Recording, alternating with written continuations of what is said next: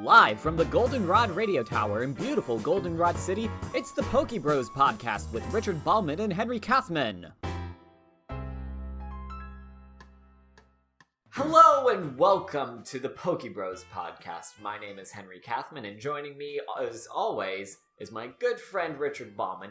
Hello, Richard. How are you doing? Doing good. How are you? I'm doing okay. Can I tell you about some experiences I'm having with Toriel today? Yeah, sure. Who's Toriel? Okay, so Toriel is the name of my Rowlet, which was a gracious gift given to me by my lovely girlfriend at Christmas time earlier this year. Toriel is a very sweet Rowlet. She's named after the female elf from The Hobbit, because, Archer, and I'm still unsure whether or not I would evolve her into a Decidueye, but for now, she's been having a bit of a fun time with all this rain, so doesn't exactly like being cooped up in my house right now. But I might as well just tell you the story of how I got my Rowlet. So, viewers at home, buckle in for this. Both my girlfriend and I, we've been dating for a while, and I wanted to give her a Rowlet for Christmas earlier this year because we both like Rowlet so much. And I gotta tell you, this is absolutely true. I searched and searched everywhere. I searched in our hometown, I searched in other cities, I went and talked to anyone who would know where I could get a Rowlet. And I swear, no matter how hard I tried, every single place seemed to just be clean out of Rowlets, just nowhere to be found. And since it was pretty clear that I wasn't going to be able to get a Rowlet for my girlfriend by the time it was Christmas, I was open and told her, yeah, I'm sorry, sweetie, I tried to get this for you, but I couldn't. So, you can imagine my surprise when, come Christmas morning, what do I find as my biggest gift from her? My lovely Rowlet staring me in the face. Apparently, a mere day before I started the search, she just easily just found one. Just found it, got it, no problem, no huss, no fuss, nothing. And I cannot emphasize the lengths I went to trying to find a Rowlet. Don't get me wrong, Toriel is great. She's got a super feisty face, and she's lovely, but I cannot help but have a slight bit of, someone got one over on me. I super appreciate the gift, and I love Toriel, but the irony is palpable. Apologies for my little Rowlet anecdote, but just a little bit of house cleaning. We're recording this episode pretty soon after we recorded the last episode, but ideally this will be released about a week afterwards from when we post the first episode. We're still getting some scheduling stuff sorted out, but Richard was so kind as to point out a error. Last week I talked about Spearow and how and how they were modeled after a cross between parrots and crows, when Richard tells me this is not the case, so... Well, I just looked it up after we were finished recording, and I'm not sure how factual what I found was, but when I looked it up, I found out that Spearow was indeed based off of a sparrow, and it wasn't like a Pidgey being based off a sparrow, which is what you said. Yeah. They're actually based off a sparrow because House Sparrow has a strong peck attack, and actual sparrows also have a strong beak, while Pidgeys don't actually have a peck attack. Yeah, this is actually something I didn't know. I didn't know that Pidgeys can't learn to move peck, apparently. I didn't know that either. I'm not sure if that's 100% true or not, honestly. Yeah. Just to say, I just found this information off of a Tumblr that I randomly found. But it's called Pokémon Origins. It seems to be all about where each one of the Pokemon originated from. So I would assume they did their research, but yeah, I can't confirm. Pokemon professors, we are not. So we are in fact wrong. And if there are any things we might have looked over, please do not hesitate to constructively leave a comment. As long as you're being nice about it. You know who you are. Alright, no need to name names, but... I don't know their name. Fair enough. But last week, we went into a discussion about the very first episode, Pokemon I Choose You. That one was fairly long because we had a lot to go through, but in this episode, I expect it to take a lot less time. And today's episode is Pokémon Emergency. Originally aired on April 9th, 1997 in Japan and on September 9th, 1998. In Japan, it aired a full week after the first episode, whereas in America, the second episode released the immediate day after the first episode aired, which I'm fairly certain when Pokemon first aired, at least for me, it was on Kids WB, Channel 4, at least where I lived. Where did you watch Pokemon? I have no idea. It was probably the same thing. Yeah, but one of the lovely things about Pokemon is that, at least because there are so many episodes of this show, like, one of the lovely things about it growing up is that there was a new episode, like, every day. And at least during the early stages of the show, it was, like, you would just come home and you would just watch a new episode every day. And, I don't know, it certainly gave me something to look forward to every day. You want to give us a quick recap before we start? Okay, well, in the last episode, Ash Ketchum, he sleeps in. Whenever he goes to Professor Oak's place, they're all out of Pokemon. That's when he gets Pikachu. He goes after a Pidgey unsuccessfully. He gets attacked by a bunch of Sparrow. He ends up being saved out of the water by Misty. He steals her bike. Then Pikachu fucks some shit up. And then it all ends happy and Ho-Ho flies overhead.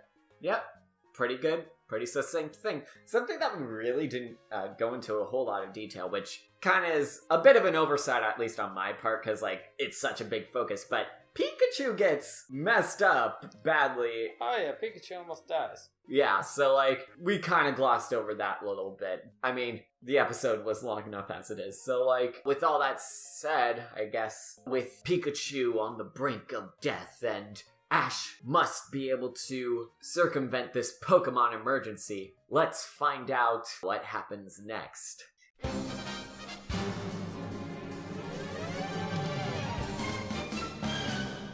So the second episode opens up to basically an overhead shot of Viridian City, and we hear over a loudspeaker Officer Jenny talking about possible thieves in the area, and anyone with Pokemon should be extremely cautious.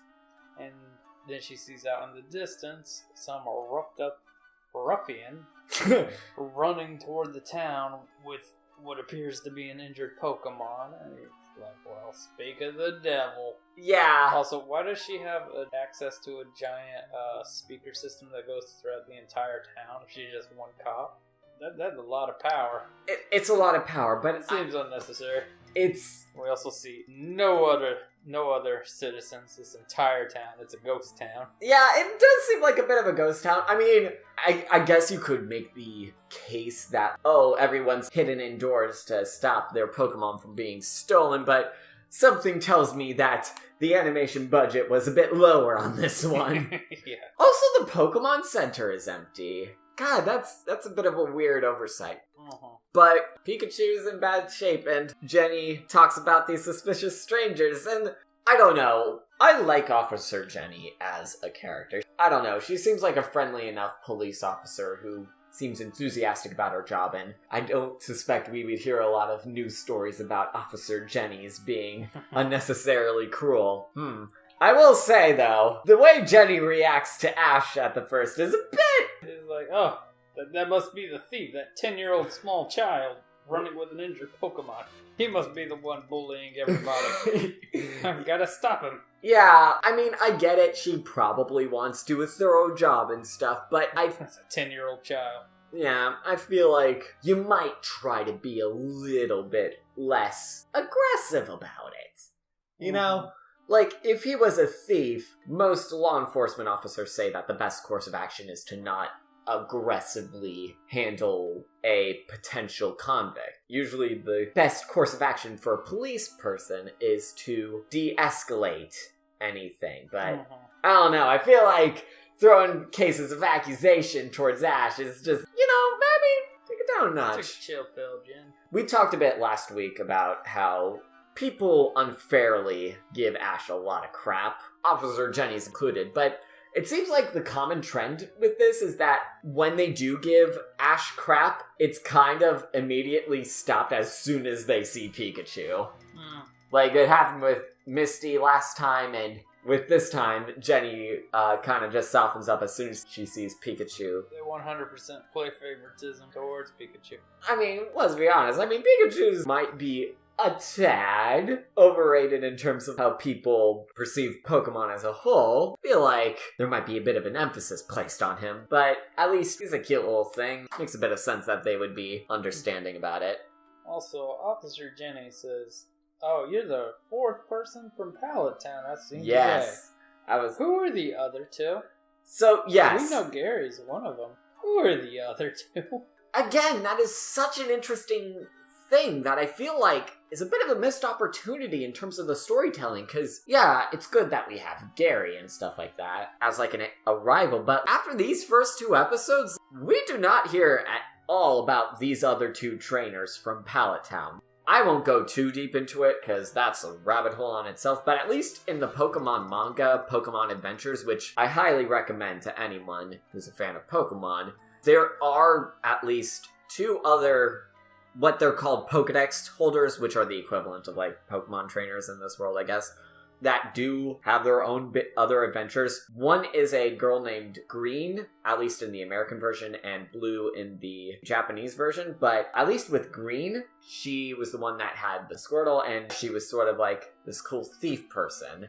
There was also Yellow, which coincided with Pokemon Yellow, who was this cool cowboy. Again, I won't go in too deep, but I feel like there were design documents, at least in the very early stages of Pokemon during development, that they did at least have some plans for a 3rd sort of main trainer. Not a lot of people know this, but Green from the mangas takes inspiration from an idea they had for a girl trainer in the games. And I don't know, I think it would have been cool to see like more trainers coming out of Pallet. Might have helped to characterize Ash better and at least his history in Pallet Town. But it seems kind of interesting, at least in Jenny's case, that, like, you're the 4th trainer I came in here. It sort of paints this impression that, like, Pokemon trainers are kind of like foreign exchange students or tourists, where people, like, prepare for them, and some are willing to be more accommodating than others. At least with Jenny, I don't know, I feel like she could have been a bit more accommodating, because here's a kid that's like, can you please take me to the hospital? I need to go to the hospital. Show me your ID. And Ash doesn't know if he has an ID. Yeah, he should know if he's been training for this his whole life. Yeah, again. Someone should have told him, hey, this Pokedex is your ID, kid. They do point out that the Pokedex does serve as an ID, which I feel like that's something they could have easily, like, put in as some, I don't know, a little bit of exposition from Professor Oak. And maybe they needed to pad this episode out a bit since the last episode had so much. Maybe they wanted to save it for this. But Dexter, as they start calling the Pokedex, it states its purpose as an ID. And with that, Jenny decides to help Ash get to the Pokemon Center in probably the most over-the-top way I could probably imagine coming from her. Get in the sidecar of my motorcycle, small unattended child. Yep, let's just go BMX motorsports stunts and just like freaking full throttle blast their way to the Pokemon Center. Like, I get the feeling that Officer Jenny, like you said, she's the only cop in town, probably doesn't have a whole lot to do. How much you want to bet? Like if she was the only cop in town, she should have a whole lot to do. I get the feeling that she rarely ever gets an opportunity to actually ride her motorcycle, so any chance she could get, she's just like, yeah, get in the car. But I just need to get groceries. Get in the sidecar, woo! But as they're rushing to the Pokemon Center, who should they pass but Misty. Who is for some reason still carrying her obviously destroyed bike for no other reason than the fact that it's going to be used in the plot later on. Yeah, not exact. I mean, there's no reason for her to be carrying that. It's destroyed. Not the most natural integration of what happened, but yeah. guess you could say she wants to rub it in his face. Like, look what you did to my bike. You did this. Yeah, I mean, you might need to show the physical evidence so you can potentially take out an insurance policy. It's called camera. I'm sure your Pokédex has one on it. That's a good question. Theoretically, they should. Yeah. How else are they scanning them? They have that kind of technology, yeah. Gotta have a camera on it. There you go. But then we also see a cut to the most important character, James from Team Rocket. Also, Jesse and Meowth are there. Yes. They allude to the fact that there are some Poké thieves roaming around Viridian City, which, sidebar, Viridian City, the way they're going about this makes it seem like this is the first time they've ever dealt with anything like this in the entire town's history. Even though the gym leader of Viridian City... In Viridian City, the headquarters for Team Rocket! And this is the first time they've dealt with stuff like this? Maybe that's why Giovanni chose this as a location, because there's only one police person. News does not get around. Nope. They haven't even realized. It apparently doesn't. But they do cut to the two wanted posters for the Poké Thieves, Jesse and James. So, Richard, you say James is the best part of the series. Yes, he's far superior to every other character. Why is that? Well, if you'll notice how he treats his Pokemon, he's probably the kindest, even more so than Ash. Even when he obtains new Pokemon, he never battles them, he never catches them. He asks them if they'd like to join. Yeah. And he lets them make the decision. That's a very fair thing. I mean, Team Rocket as an entity, for many people, is one of the best parts of this show. Like, they add so much personality, and while they do sometimes feel like a bit of a forced contrivance to add like a climax in the third act, I feel like the show would be a whole lot weaker if there wasn't that sort of humorous antagonist presence within it. Yeah, I can agree that if I had to choose between the three of them, James would probably also be my favorite member of Team Rocket. He's the true Pokemon master. That's a bit debatable. I do contest the fact... Deserving of the title. I do contest the fact that Ash might be a bit more kind than James.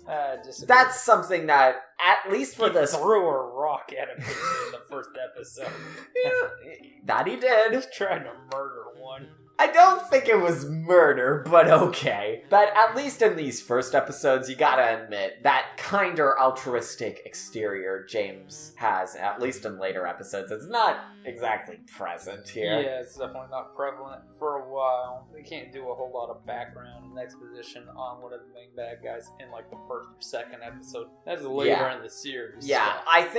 I think one of the big strengths with Team Rocket, at least, is that there is a bit of a slow development in which they definitely become a better presence as time goes on. And quick little sidebar. So last week I talked about Takeshi Shudo, who is the screenwriter for a lot of these episodes, at least the early episodes of the series, and was also famous for making a novelization in Japan, which helped to build a lot of world-building aspects with the Pokemon world. And Jesse and James and Meowth, like, that facet of Team Rocket, that was his invention. Like, they were a more later addition to the series, and they didn't really have much planned for recurring villains, at least in the early stages of development, but Shudo wanted to make, like, Jesse, James, and Meowth because he wanted to show nuanced villains, and I think, as we'll see throughout the series, that Team Rocket, as annoying as they can be sometimes, they're a decently nuanced, if not incompetent, set of criminals. Very incompetent.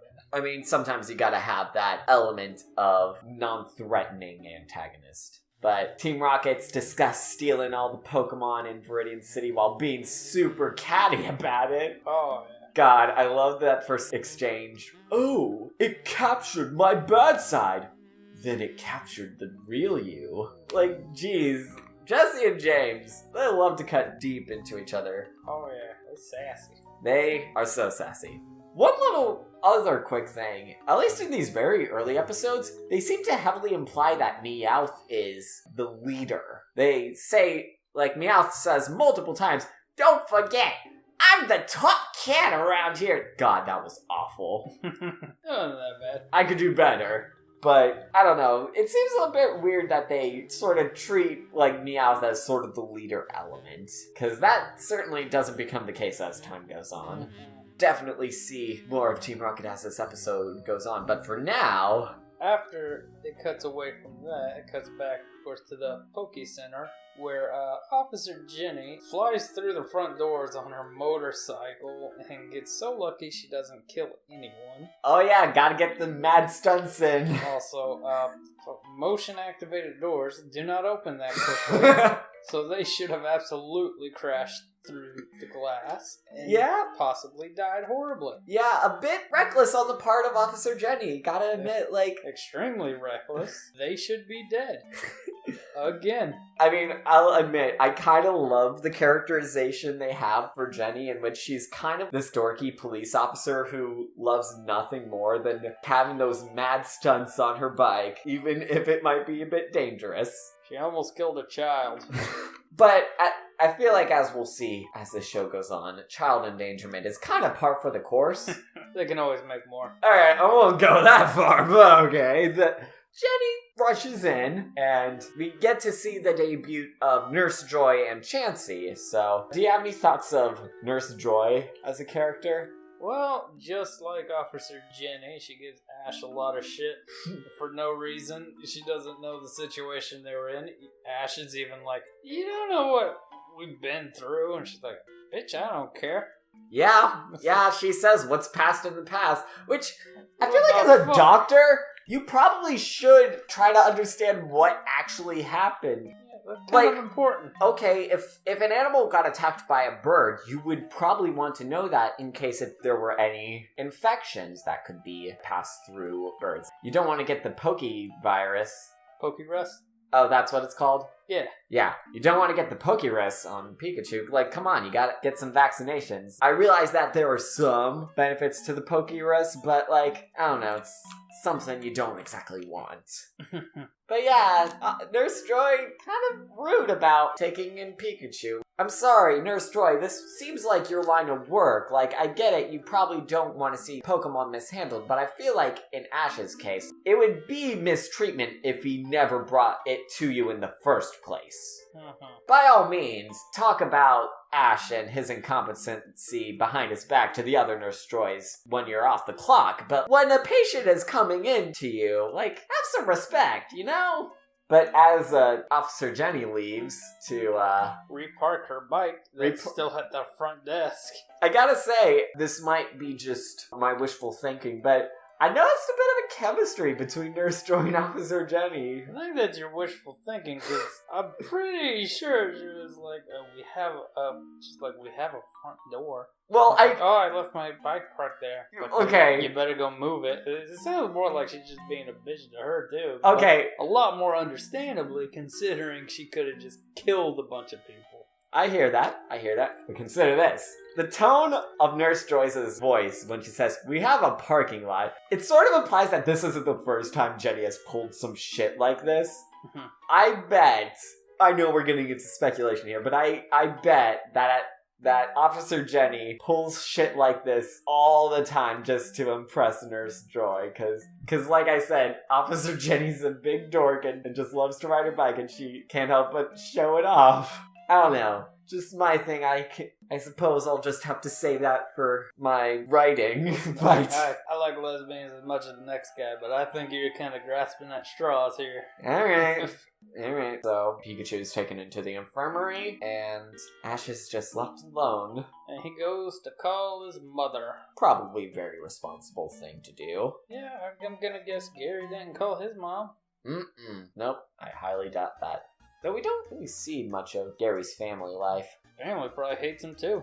I mean, that's a bit of speculation as well. I couldn't say blame him. Yeah. Alright. His mom is aggressively supportive. Can we first talk about the fact that before Ash calls, she's in a bathrobe, she has her face mask on, she was ready to just spa down and just kind of let loose, like... Oh yeah, she finally got that brat out of the house. Okay. I would be so callous as to say that she was happy to see Ash go, because, like, as soon as she knows it's Ash, she, like, immediately takes the face mask off and stuff. Like, seems that her child is a bigger priority than that. So, like, she is aggressively supportive. And, I don't know, that's one of those things that I really like about Delilah Ketchum. She aggressively supports her son, like, even if Ash can be a bit of a screw-up sometimes, like, his mom loves him and super nice about it. Yeah. Credit where credit's due to Ash. According to Ash's mom, she said that it took Ash's father 4 days to get to Viridian City, which... the length of Route 1? Mr. Ketchum. What was he doing? Yeah, like, were you, like, grinding for the perfect EV Pidgey or something like that? Maybe. Yeah, this is one of the very few elusive sites when we discuss Ash Ketchum's father, so...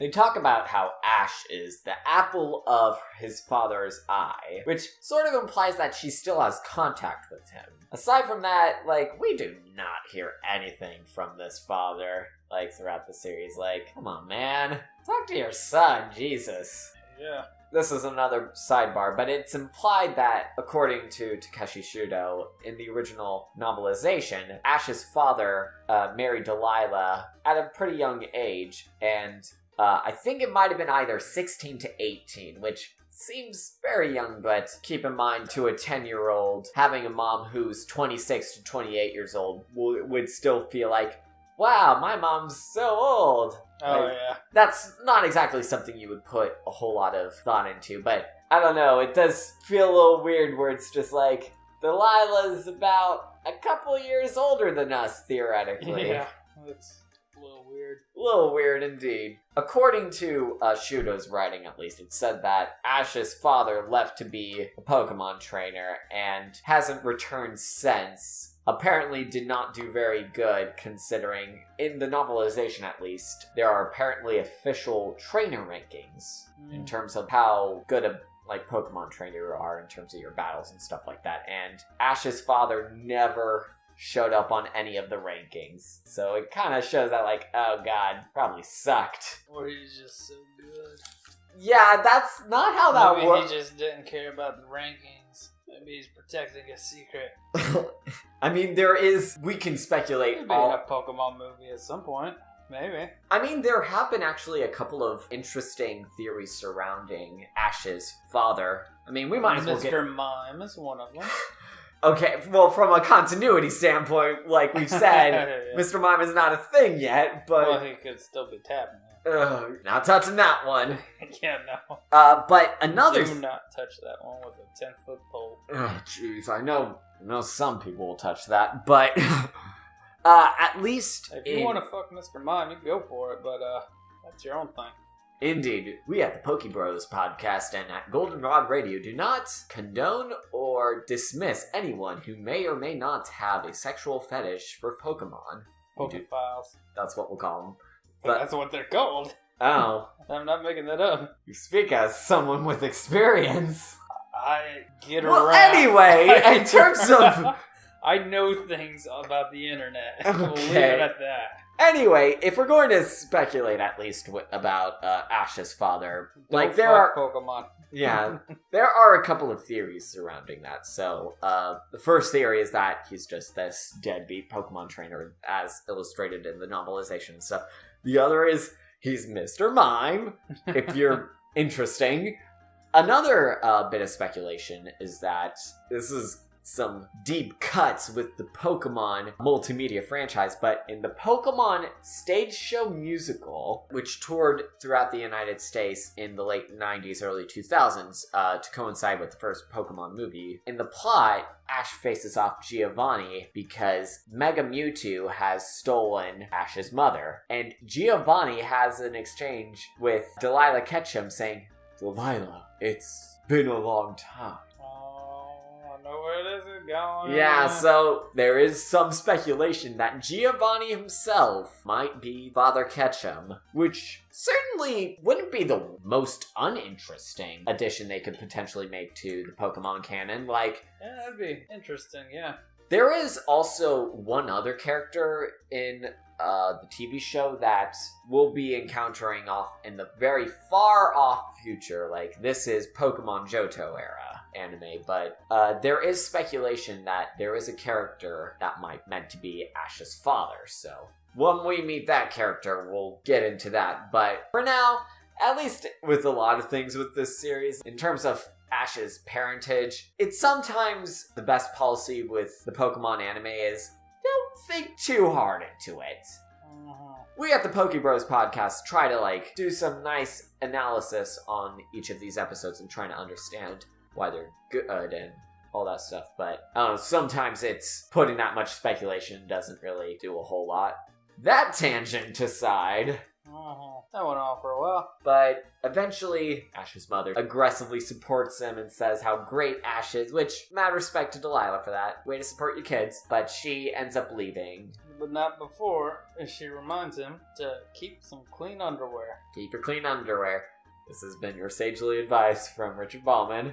I'm reminding you, keep clean underwear. You don't want a rash down there. Okay. But there's one more video call that Ash gets immediately after, but before then, he immediately spots this giant wood or stone carving adorning the side of the wall. Yeah, big ass portrait, bunch of legendary Pokemon on it. I almost said Porkamon. Yeah, that's a different series entirely. Very different. Anyways, bunch of 4 different legendary Pokemon, and an interesting thing about this is one of the Pokemon on there is not a legendary. Yes. For the longest time, I actually thought that the dog Pokemon on there was Entei. Yeah, I thought it was Entei from the next gen. Which would make sense because we've already seen previews for Gen 2 Pokemon, even in the first episode. But in reality, that dog Pokemon is Arcanine. Who is not a legendary. No, although in the very early stages of development, Arcanine was originally intended to be one of the 3 legendary Pokemon. Alongside Articuno and Zapdos, Arcanine was meant to be the fire legendary. But I think at some point in development they decided to make Moltres so that they could keep the 3 birds theme, and instead Arcanine became a regular Pokemon. I suppose that might have just been a bit of a reference to that earlier intention from the game designers. Yeah, there is an Arcanine there. I wonder if Arcanine's design would have been significantly different had they decided to actually make him a legendary. I honestly don't think so, because, Arcanine is a very majestic Pokemon, and the 3 legendary birds are pretty simple in their designs, so I don't think it would be too much of a stretch that Arcanine in his current design phase would have easily worked well with the other 2 legendary birds. It might not have been on theme, but I feel like he wouldn't be the most unwelcome thing. I mean, we've seen in the introduction, Arcanine can, jump 100 feet in the air, in the theme song. Oh, yeah. Yeah. I mean, theoretically also, so can Rapidash, but... Yep, Ash is staring at this mural, where he seems to think that Articuno was the Ho-Ho that he saw earlier. Which is weird, because, there's a red and yellow bird. I feel like both of those would have been a better illustration of the things. This is why I'll bring up what I said in the last episode of this podcast. Ash is not a smart man. I mean, he is inexperienced. He saw a bird, so he was like, that's a bird. Fair enough, but he's staring at this stone mural when he gets another. Well, he doesn't get a phone call, but the Pokemon Center does. And it's none other than Professor Oak calling to check up on him because he just recently heard that he made it to the Pokemon Center in Viridian City. Who told him that? Ash's mom. Ash's mom. So, being supportive and keeping tabs. Oh my gosh. I just had the thought of where, as soon as she hung up on Ash, she, probably spent the next 20 minutes just boastfully telling everyone else in town, hey, my son's in Viridian City, he's doing so good. That thought warms my heart. I always love seeing supportive parent characters in shows like this, and I think Delilah Ketchum is a good example of that. But, yep, Professor Oak makes the call. And then he asks Ash if it's true, if he really made it to Viridian City. And this is where we learn that Professor Oak also is not a smart man. Yeah, I mean... Because Ash responds with, you called the Poke Center in Viridian City, and I answered, I wouldn't be able to answer if I wasn't here. And he's like, oh, that's right, I'm an idiot. Yeah, that seemed like a really weird exchange. Maybe it's to sort of illustrate the sort of absent-mind professor sort of vibe Professor Oak gives off sometimes, but, you should theoretically know this. Although, they do have a bit of a zany bit with the cameras before then, because they're filming Professor Oak from behind. Oh, yes. Ash asks, Professor Oak, is that you? And he's like, yeah, can you not recognize me? And he's like, I can't recognize the back of your head, dumbass. Yeah. He's like, oh, wrong camera. And that's when they asked about the Viridian City exchange. And then Ash tells him, oh, hey, I saw that bird. And then Professor Oak completely shuts him down. It's like, no, you didn't, dumbass. Yeah. Trainers searched the whole life to see that bird. You must have imagined it. It's like, well, it sure looked like it. It's like, it must have been something else, dum-dum. Oh, like, I'm sorry. Thanks, Professor Oak, for all the support and encouragement. Oh, I'm sorry, Mr. Professional Pokemon researcher. Yeah. If there was the possibility that a young trainer saw a legendary Pokemon that was previously undiscovered, why would you be so quick to dismiss that? He doesn't want to do his job. I mean, I suppose not, but, I realize that Oak is apparently, a decently wealthy individual. Oak, you're kind of missing a golden opportunity. As a veteran of academia myself, I would say if you have the potential to make a very lucrative discovery or observation, the grant money will just come flying in, man. What the heck? Uh-huh. Yeah, totally just gaslights Ash, totally being like, oh no, you didn't see anything. But that was after they mentioned Gary. Oh, yes. That another thing they brought up. Professor Oaks says, I bet Gary said that you wouldn't have a single new Pokemon by the time you got to Viridian City. And I bet him $1 million he was wrong. Well, money isn't everything. Wow. I mean, that's a bit of a weird dichotomy, because on one hand, Oak is still a bit of a jerk. I feel like he doesn't become the supportive, nice guy until a lot later in the series, but I don't know, we start to see a bit remnants of that, where he's sort of going up against Gary and being like, hey, you know what, Ash is okay, be nice to him, that sort of thing, but Oak, give the kid some credit, it just occurs to me, no one in this episode bothers to ask Ash what happened. Yeah, no, they just berate him and assume it was all his fault, and they're just like, look what you did. Then again, I imagine Ash would be pretty embarrassed to talk about, oh, I had a near-death experience with my Pikachu, and it is primarily my fault. Yeah. So I imagine he would have probably not wanted to openly broadcast that, but at the same time I feel like the theoretical story of being me and my Pikachu took out over 30 Spearows at once, I feel like for a starting off trainer, I feel like that's a pretty decent accomplishment. Sure, it's reckless and it was dangerous, and yeah, it could have been done better, but I feel like, Ash, give yourself some credit. Or at least give Pikachu some credit. But Professor Oak ends off the video call because what does he have to get again? I don't remember. Oh, that's right. His spinach, anchovy, pineapple pizza has arrived. Which they say that in a way that's supposed to make you go, all the kids go, ew, what a weirdo. But that sounds delicious. Alright, buddy. Oh, no, not you. Listen, I love spinach, I love anchovies, and I've had pineapple pizza before, and it's not that bad. I am meat lovers all the way. I love anchovies meat. True, but I'm more of the... I love meat lovers too. Beef and pork based. I just also love spinach on my pizza. It's delicious. I've never had it. Yeah, I've honestly never had spinach on pizza. Spinach pizza is awesome. You should try it. Alright, well, there's your promotion right there. Spinach pizza. 1 out of 2 PokéBros recommends it. Well, maybe once you try it, it'll be 2 out of 2. I guess we'll have to find out. But, in the meantime, Misty shows up. Yep. She's got her bike again, for no other reason but to continue the plot. I mean, I get the sense it's to also rub it in Ash's face, hey, your actions had consequences and you kind of messed up my bike. It's clearly very difficult for her to drag it around because you kept falling over with it. It's like, seems unnecessary. She could have, like, I don't know, torn off a handle of it or something. Been like, look what you did. I love the insult she throws at him. Immediately, where she was just like, I don't care what happened, you boozer. Boozer. Like, see, I always thought she said loser, but no, she says boozer. Like, that's... Goddamn. She cut deep.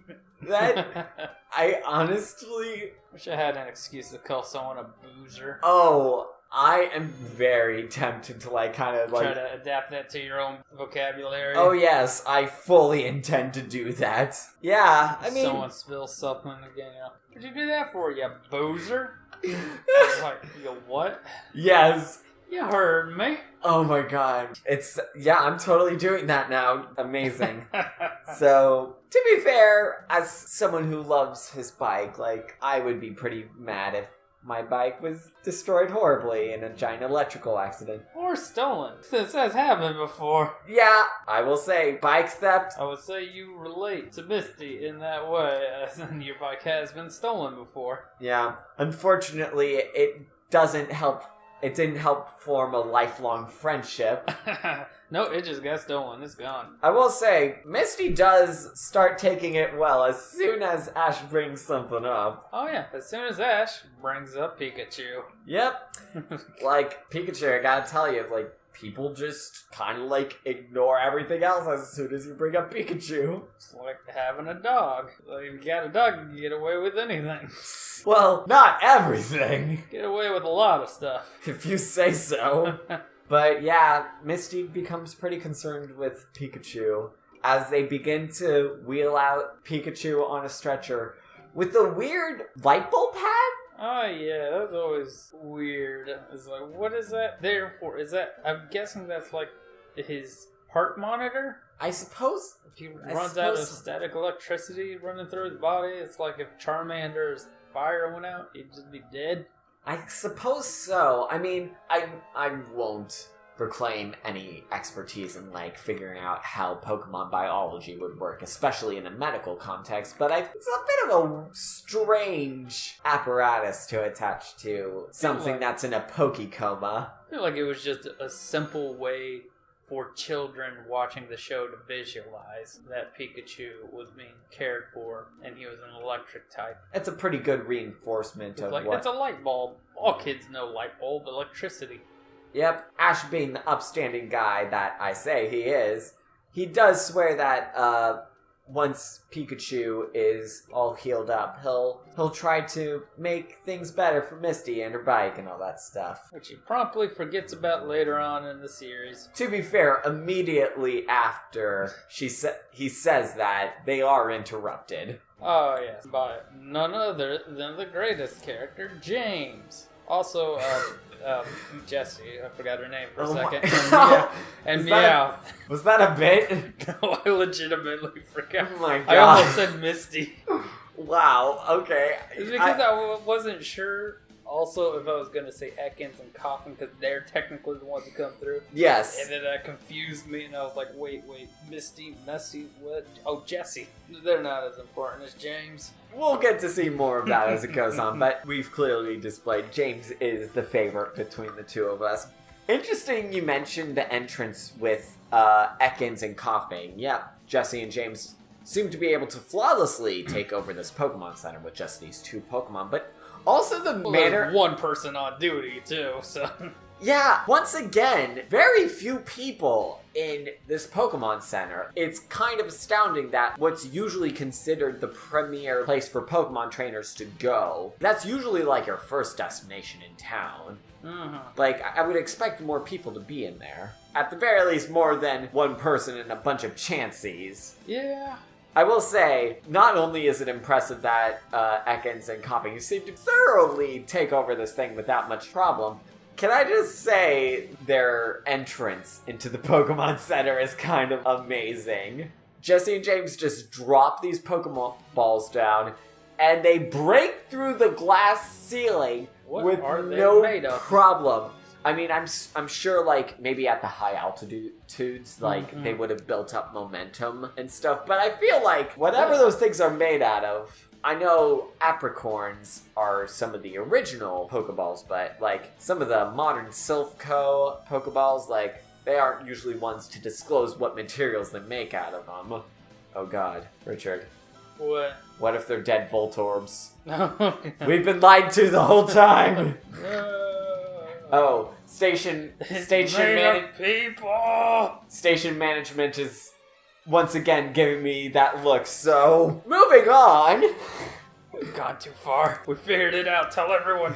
Oh god. Let's move on. So, quickly, we have to discuss what has to be the creme de la creme, the piece de la resistance when it comes to Team Rocket, the motto. Oh, yes. By far the best part when it comes to their entrance. Admittedly, Team Rocket's motto can get a bit played out, considering it takes up like a good full minute for them to do their thing. And it's in just about every episode. Just about every episode. Yeah, I get it, you gotta pad the episode out, but the good thing is catchy. That could have killed the show easy. Very easily. I mean, some say that it does get pretty grating as it goes on, especially if you were to say binge the show. But I will say that the Team Rocket motto, you would be remiss to find a fan of the show that does not at least know a couple lines off of this thing. But yeah, Jesse and James rule, so that's gonna be a bit of a common recurrence. They're just so sassy when they come in. Oh, I'm sure we'll find a couple of gems among the junk. I agree, she is pretty. Pretty pathetic. Although, amongst their sass, there is a bit of an interesting difference with Team Rocket, at least in this first episode. They're competent? for at least a couple minutes. Okay, I feel like you might be underselling them a bit. They're pretty incompetent for the rest of the series. Yes, I will say for at least this first one, they are way more threatening than they might turn out to be in future episodes. But there's one other difference between them in this first episode compared to the rest of the series. Oh, they're not interested in Pikachu. Yeah, Right. Well, because they haven't met Pikachu yet. Yeah, that's fair. This is kind of setting up the whole thing for the rest of the series, why they're going to be chasing this 10-year-old child around, and why they're totally not pedophiles. God, There's a lot of chasing small children around in this show, is what I'm realizing. That can be read in a certain way. For the first and only time in the series, they don't care about Pikachu. They do, like you said, they do seem pretty competent in terms of being able to shake up the Pokemon Center, breaking computers and all that sort of stuff. So much so that they have to do emergency procedures. Yeah. Well, the next thing that happens is whenever they have to start their backup generator because they knocked out the power, and the backup generator is actually a horde of Pikachu slaves. Yes! So, First things first, I mean, props to Team Rocket, cutting the power. Good idea, good heist. We at PokéBros do not condone conducting heists on any associated Pokemon centers, but credit where credit's due. Competent strategy. For the power. Yeah, go for the power. But I will say, in terms of backup generators and stuff, while harnessing electric Pokemon does seem like a pretty efficient means of doing so, one, I do call into question why these Pikachu aren't doing stuff like this very often. Like I said, what are they doing the rest of the time? I mean, are they employed? I'm sure Nurse Joy has something for them to do. She probably treats them nicely, but I'm assuming they only do that sort of stuff when it's in emergency situations, like this one they're in. But I do kind of call into question the decision to make Pikachu the electric Pokemon of choice when making a backup generator. When you think of the vast varieties of electric Pokemon, even in the Kanto region alone, Pikachus are so rare, you can only find them in the Viridian Forest and the power plant. I feel like there are more easily obtainable electric Pokemon that you can utilize. Maybe a Voltorb or Magnemite or something like that. I feel like those would be pretty Like a Voltorb could backfire. True. But Magnemite, I feel like especially since Magnemites actually feed off of electricity, like that's how they subsist. Like they feed off of it? Really... It's, from what I can tell, like, again, neither of us are Pokemon professors on the subject, but from what I can tell, they seem to operate on a cycle of being able to store energy and then releasing it. Sort of like a plant. They would need to be able to produce their own electricity to be a backup generator. That's true. If they only store and then release it, then once they release it, they're kind of out of luck. Pikachu well, is but the then again, if you have multiple, this. But if you have multiple Magnemite, or even a Magneton, or a Magnezone, if you're getting super fancy, like, the natural electricity that could be theoretically produced by the magnetic energy between multiple magnetic Pokemon, fairly certain that that is how a lot of us extract our electricity, by getting electrons off of magnetic energy. Is that not how it works? I don't know. Alright. Well, but let us know. Again, if Pikachus are only really abundantly available in the Viridian Forest, and this is the Viridian City, I feel like it would be easier probably for them to get Pikachus than other cities. Okay. Around, and maybe Pikachus are just more efficient at it since they might produce their own electricity just naturally by themselves. That's fair. That's a fair assessment. But, yep, they activate the Pikachu generator and they start doing an emergency evacuation. Which brings up a bit of an interesting thing about technology in the Pokemon world. They can teleport. Yep, stuff. not only have they access to video calling, like 15 years before like FaceTime and any of that sort of Skyping technology and stuff like that, but they also have mastered energy conversion teleportation, in which they seem to convert the Pokeballs, the physical matter of the Pokeballs, into either light or electricity, which is transmitted to the Pewter City Pokemon Center.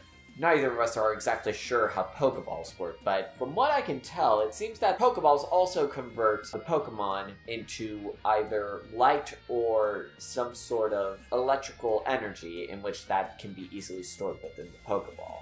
If they can master Pokeballs as a technology, then theoretically, teleportation is probably not too big a step up.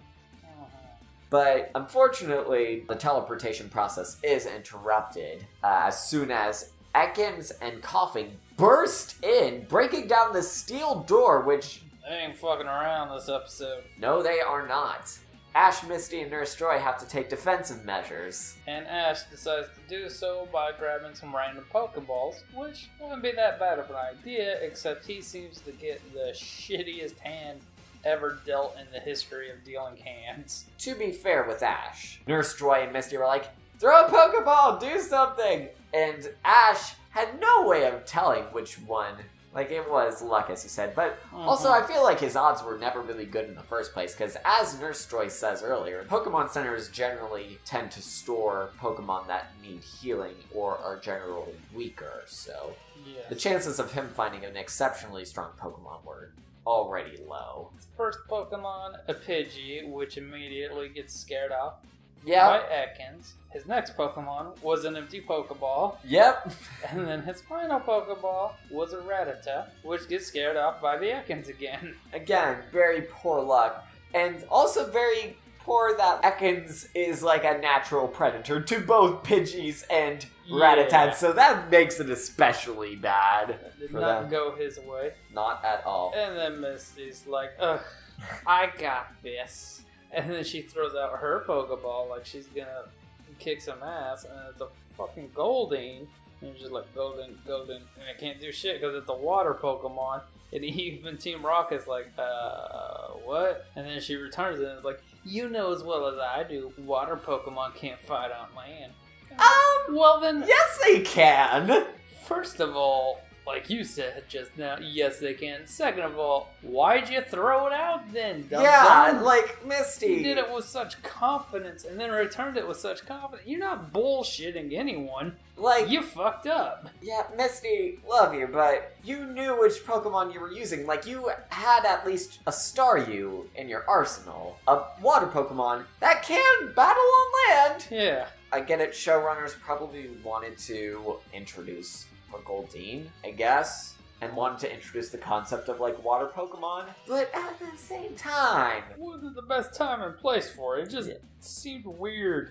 Yeah, it seemed weird and almost seemed like they were kind of stalling for time, which if Misty was just doing that to distract Team Rocket so that Ash could get away, that would have been fine. I would have accepted that, but they didn't really... wasn't. But they really didn't build it up like that. And then Ash takes off with Pikachu with Coughing and Ekans right on his ass, so she clearly wasn't stalling them. Yeah, exactly. I mean, theoretically she was stalling Jesse, James, and Meowth, but... Those aren't the threat. Yeah, no, not really. Unfortunately, like we said in last episode, Misty in these very early episodes is kind of weak character-wise, and I feel like there's a lot of improvement that will be made towards her character and stuff. But as you said, Ash is running away from Coughing and Ekans, much to the lack of help from Misty.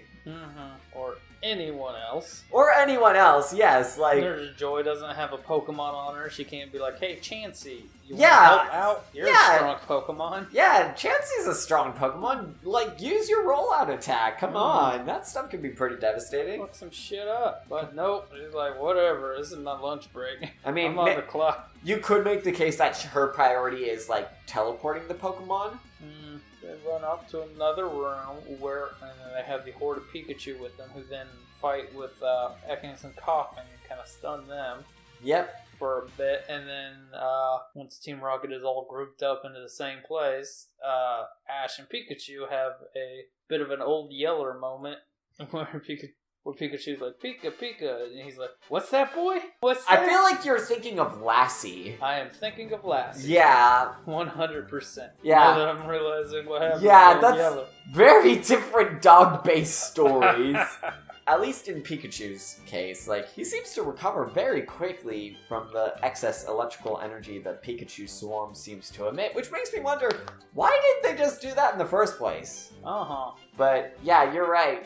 Pikachu and Ash kind of talk, and as the series goes on, it is kind of actually like a bit of a recurring segment within the show that Pikachu and Ash do seem to be able to communicate pretty easily as time goes on, which, I mean, makes sense. You get to know your Pokemon pretty well, eventually you'll get to have a decent level of communication with them. But yeah, Pikachu assist, they have their Lassie moment.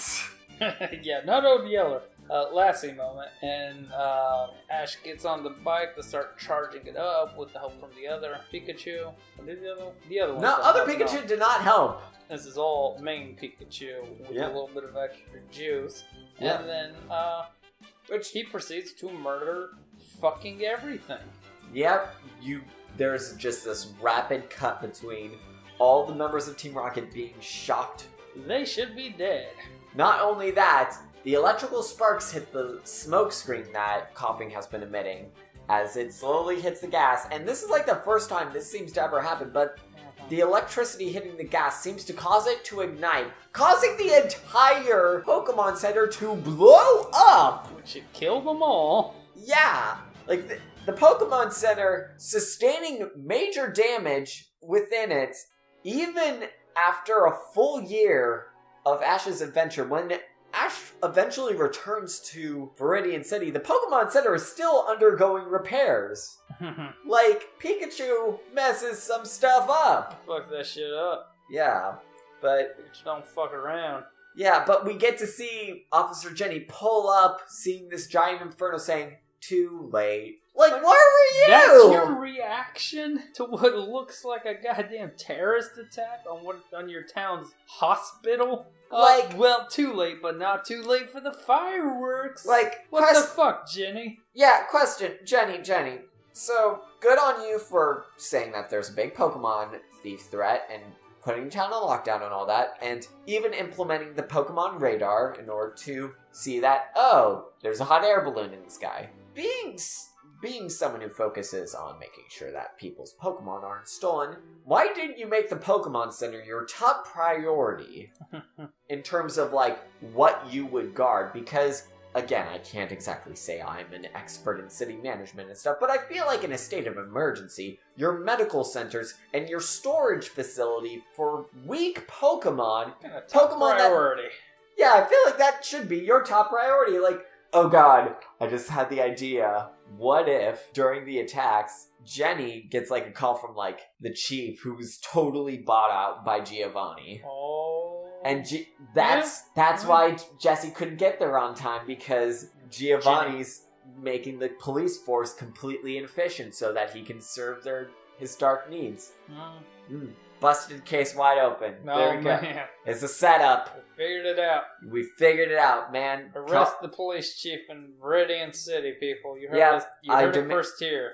We at Goldenrod City demand that officials at Viridian City undergo a complete investigation of the law enforcement. I believe I speak for many people when I say that we should have transparency and openness with our law enforcement. So, speaking as people who have undergone a Team Rocket attack in this radio tower, like, this is a bit of a sensitive subject for us. We would kind of prefer it if that sort of corruption was weeded out.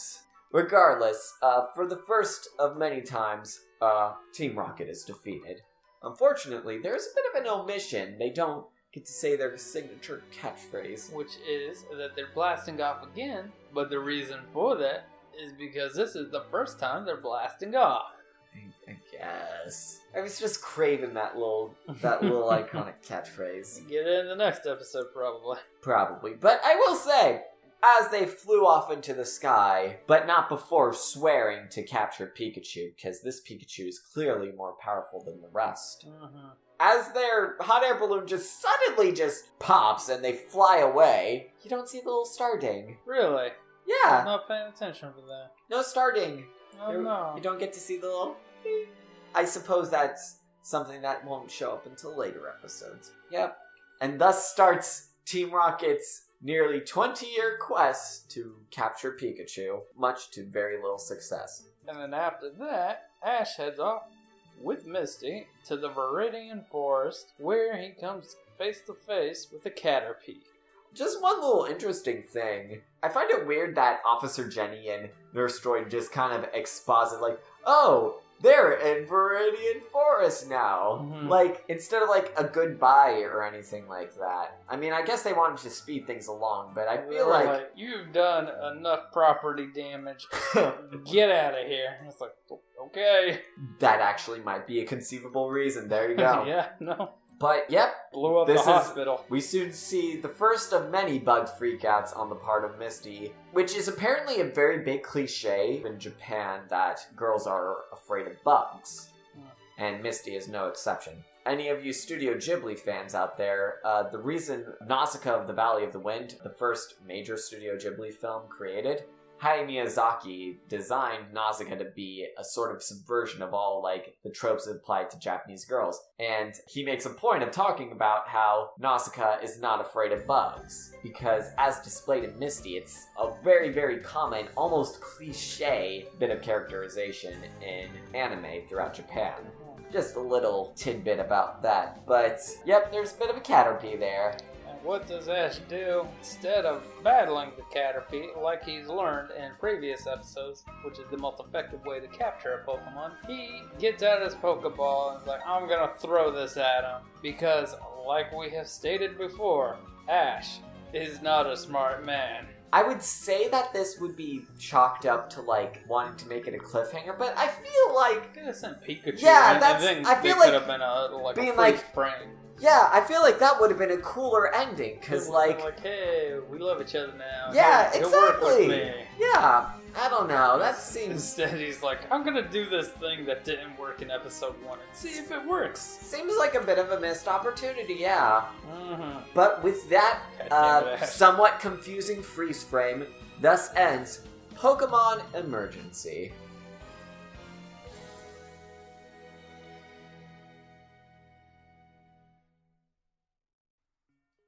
So, what'd you think of this episode, Richard? I mean, notes-wise, it was a little more difficult to follow just because it all takes place in the same area, unlike the first episode, which has really easy to define scene transitions, which you can just make a note of. And this one, it all happens in the same area, so you actually got a lot more to write just to keep track of everything that happens. I do feel like there are a couple of structure issues, at least with this episode, that probably could have been smoothed out. At the same time, I really like it when shows do stuff like that, where they have a contained story in one area. Yeah. Because when it's done well, it can be really good. Yeah. But I think in this case, because we didn't really get like a good grasp on like how the Pokemon Center was structured and all that sort of stuff, like I feel like they could have gone into a little bit more detail about what the Pokemon Center was. Like they could have shown like the infirmary area, they could have just made the phone room like a separate area. Like they could have like showcased different rooms of the Pokemon Center so that like you could get a better sense of like this location, and therefore it could come into play when the attack happens. Just a bit of a suggestion. But yeah, I think that this is a decent start. For a second episode, like I think it still keeps the show going strong. I don't think either of us would consider this like as good as some future episodes, but I think it gets some of the job done. Especially in the fact that it so lovely addresses and introduces Team Rocket to the rest of the series. Like, well, James and the other guys. Okay, I feel like you're sort of short-selling me out than Jesse. Like, they're pretty fun, too. Like, I feel like James is only as fun as he is because he has such a banter with them. Well, he has to have some lackeys to bounce off of. If you say so. Yeah, any other thoughts about this episode? Nope. That's fair. So, as always, thank you one and all for listening to another episode of the PokéBros podcast. We hope to come back next week as we see Ash and Misty venturing into the Viridian Forest as we tackle our first podcast episode with 2 episodes. Hopefully it won't be excessively long, but until then, we're going to be playing us out with this Pokemon Center remix by Nexi, which you can listen to on YouTube or on Soundcloud. We'll put links in the description. But with all that said, my name's Henry Kathman. And I'm Richard Ballman. Have a good day. Thanks for listening. Yeah, smell you later.